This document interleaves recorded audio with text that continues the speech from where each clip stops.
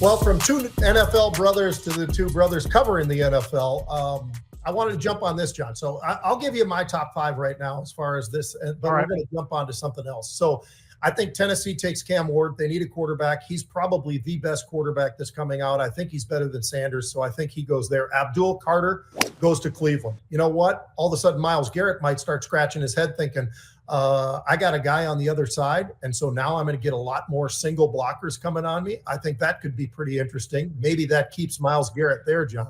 So we'll see how that plays out. Travis Hunter goes to the Giants. Best player still sitting on the board. New England, I think, takes an offensive lineman because there's so many really good tackles. But I think there are a couple that stand out. I'll go with Will Campbell there. And then Jacksonville, I think, takes Mason Graham from Michigan. This kid is a beast. He's big, fast, and he's a mean son of a gun too, John. And he, last year, unreal year. This past year, another really, really great year. So I think that's where Jacksonville goes. But here's one for you. The depth this year, where is the deepest part? And I'll give you where I think, and I'll see if you agree or not, but the deepest part of the draft for this year. And this comes on the heels of Saquon Barkley signing a $42 million 2-year extension or whatever it is, $21 million a year. Not so bad for a running back. It's the biggest ever. So that, and you know what? I think all of us would say deserved. This guy is a freak. He's unbelievable. And now that he's got an offensive line and a good quarterback, with him, he could be really good for the next 2, 3, 4 years. Not just good, but again, at the very top of this whole thing. So what is the deepest part of the draft this year? I'm going to say it's running backs. And here's why, John. You've got Ashton Genty, the kid from Boise State, who literally just about hit every record there is out there. You've got Junkins and Henderson, both from Ohio State. I mean, these guys are unbelievable. You've got Caleb Johnson over at Iowa, who's big, fast, strong, and he's just one of these. Iowa puts out more talented athletes at tight end and offensive line, of course, defensive lineman, of course.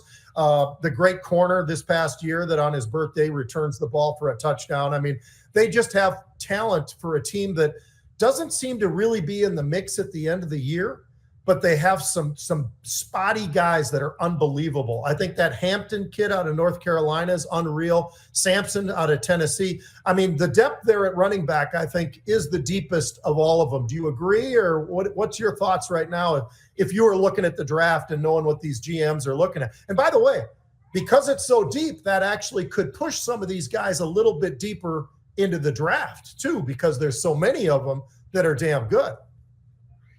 We really are, Pete. And I'm sure it wasn't lost on you, but my Bears signed Ryan Tannehill as the backup. I'm not saying they're trying to sign him to scare Caleb Williams. Right. But obviously Caleb had a rough year last year. I think he led the league in sacks. Pete. Yes. And not in the right way either. But a lot of that is not his fault. Unlike Shedeur, he gets rid of the ball pretty fast, Pete. Yeah. Shedeur, that is one of the big raps on him that I'm hearing from GMs and so forth, Pete, is that he holds onto the ball too long. Great arm, good instincts as a quarterback, pretty cocky, but again, quarterbacks are cocky. As long as he's nice to the O-line, it doesn't matter. Yeah. But if you're cocky to your O-line, he ain't going to have a long career. No. Wherever he goes. But he holds the ball too long. Mm-hmm. I mean, you put Brady again, and Brady's a friend of his because he's a friend of Deion's. Yep. And he, when the kid was young, Brady used to work with him and things like that. Well, Brady should have told him to get rid of that ball faster. And, hopefully he'll be able to, Pete, because big difference between pro and college. One of the biggest differences, I think, is how long the quarterbacks hold the ball. They don't. Right. There's a lot of them like Brady. He's throwing sub 2 second. Mm-hmm. So you're looking and then boom. You're looking and then boom. It's fast. If you hold it 3.9 and things like that, somebody's going to be swiping at your arm because as fast as those and strong as those defenders are, they're coming for you. I'll tell you, one of those guys who gets rid of it quick, and it was showed when he got that playoff game, and it was the Rams and Vikings. I'll tell you what, Matthew Stafford gets rid of the ball, and he does, and he's big, he's tall, he's got good receivers, but he gets rid of the ball, and you know, it gives him that advantage, I think, and that's why the Rams have done so well. It's why they just re-signed him. And if you didn't think that was going to happen, I did. Everybody said, "Oh yeah, he's going to take money from somebody else, and he's going to leave this thing." I mean, of course, we all have to guess where it would be if he were to leave. I never thought he was going to leave, especially with the fact that the NFL this past year jumped up another $22 million on the salary cap. It got a lot more room for him to be signed. So it made a lot of sense. All right, speaking of money, and you and I are money guys. We also love the sports. We both played linebacker at the NFL and all the rest of it.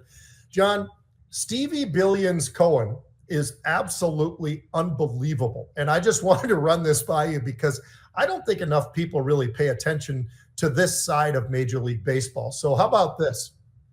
The 4 years that he has now owned the Mets, he has spent $1.36 billion on the guys, right? That is more than the Marlins did in 21 seasons, than the Pirates did in 21 seasons, than the Rays have done, Tampa up here, in 21 seasons. He spent more money than those three franchises in 21 years in the last 4 years. Stevie wants to win. And I'll tell you what, if you're a Mets fan, you better just love the fact that this guy is doing everything in his power to get this team into the finals and into the World Series and have the opportunity, hopefully, to play.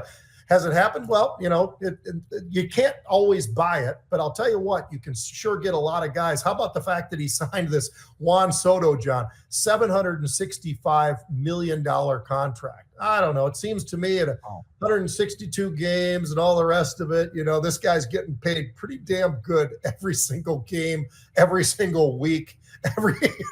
It's unbelievable. And Stevie Cohen had a great line, and I thought I'd read this one to you because I know you know him. I know him a little bit just because his wife had Lyme disease, and so my wife who has Lyme disease, there's a little bit of a tie in there. We have our guy Kalasian, another Armenian buddy of ours who works with us here, who used to work with Stevie Cohen. But here's Stevie's line. If you're willing to be amazing, you've got to be willing to be uncomfortable. Now, I like that line because I think that's applicable to just about everything, right? I mean, you're going to be uncomfortable when you put your money into the, you know, hey, Meta's going to beat, or you put money into this or whatever, right? And I think that's exactly what it's like. It's why he's successful, is he's willing to be uncomfortable, even when, you know, he feels pretty good about it, but he's pretty damn uncomfortable about making that move. And Stevie Cohen's an amazing guy. I don't know if you've got any stories or anything or whatever, but I just love the fact that a guy like that is willing to give that money away to his guys, man. He wants to win the World Series. Yeah. And, you know, Pete, you talked about Juan Soto with the $700+ million deal. He also re-signed Pete Alonso. Mm-hmm. So he's keeping some of the key people there. And they were pretty amazing last year until they faded. Yeah. But I think he is definitely one of those owners that is very, very involved, wants to win, loves the Mets. You know, it's always been a dream of his to own the team, and now he does. Mm-hmm. So he's going to give them every opportunity to win. And by the way, the guys on the other side of town in the Bronx, they want to win pretty bad too. Yeah, they do. And they spend the money. They open up the wallet almost as much as Stevie.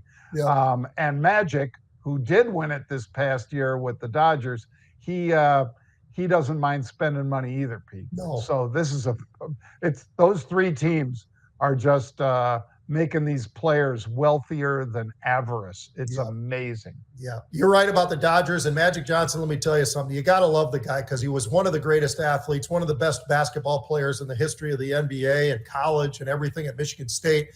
And what he did with the Lakers and all of that, John, and the fact that he's an owner of all these various things from Starbucks to teams and everything else in between. He's a pretty amazing businessman. He really, truly is. You got to love Magic. And is he ever anywhere without his smile? No. He's awesome.